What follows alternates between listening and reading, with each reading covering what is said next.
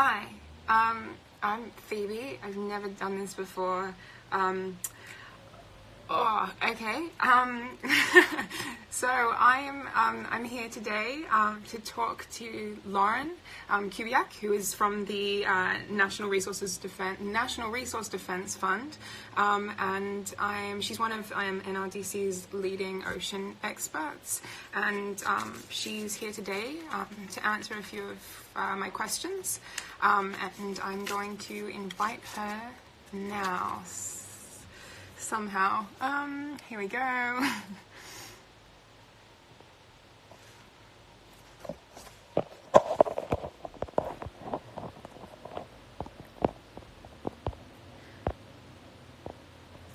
Okay.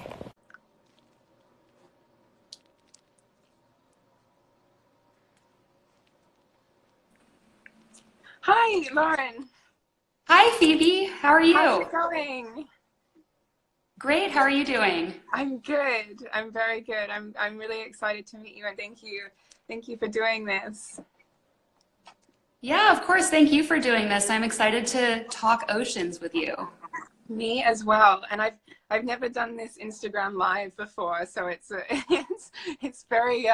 very new thing for me as well. It's kind of fascinating. You're in New York right now, right? Yeah, I'm in our New York office. Okay, well, I'm in Where Australia. are you? In I'm in Australia? Australia. Nice. We're oceans apart.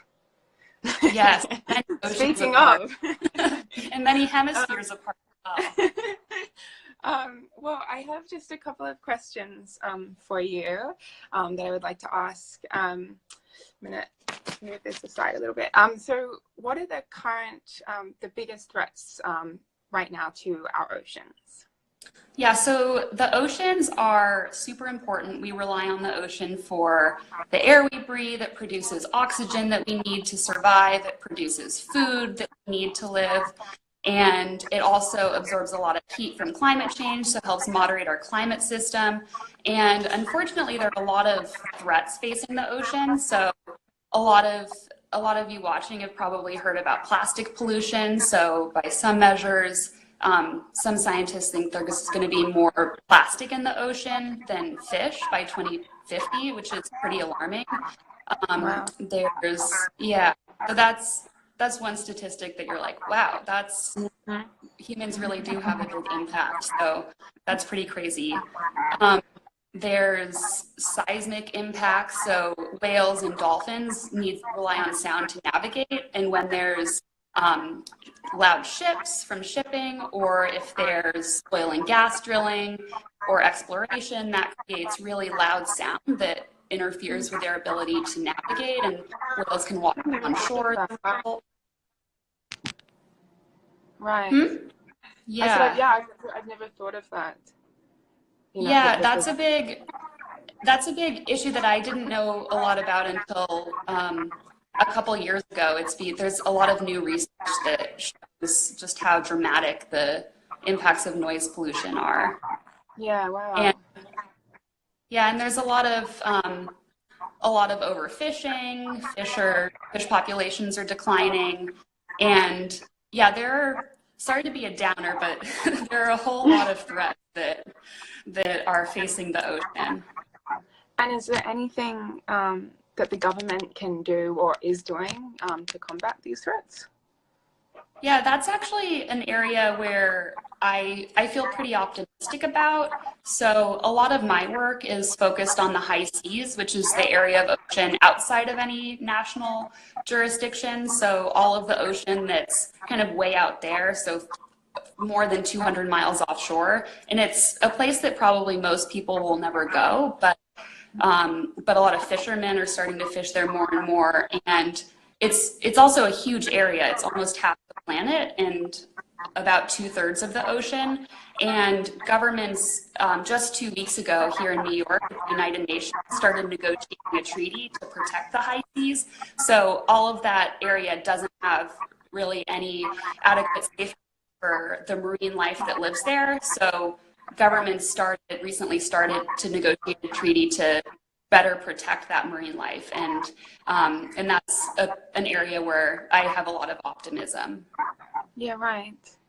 And then my last question is, what can we do, and what can people that are watching this at home, what can we do to kind of help and contribute to protecting our oceans?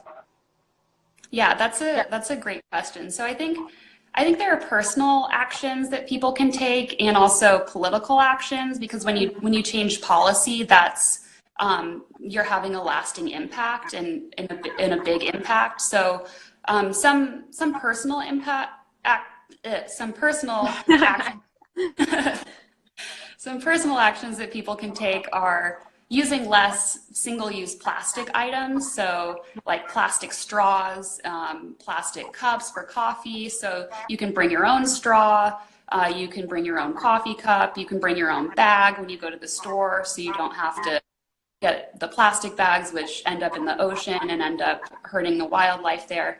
So those are some individual actions, and also to help with overfishing. There are some really good resources to help you figure out what fish is sustainably fished and what fish is being overfished. So one of those resources is the Monterey Bay Aquarium Seafood Guide.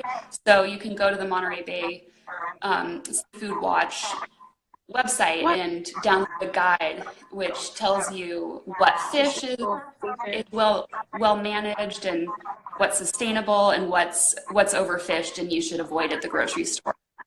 Right. Okay, that's great. And where can we find that information? That's at the Seafood Watch website. So if you Google Monterey Bay Aquarium Seafood Guide, it come up, and it has the best options and the less good options. Okay. And one other more kind of fun action that I lost you for a second. Oh, can you see me now? I can't hear you. Oh no. Uh-oh. Hello? Can you hear me now? I can't, it's really quiet. How about technology is wonderful until it's not.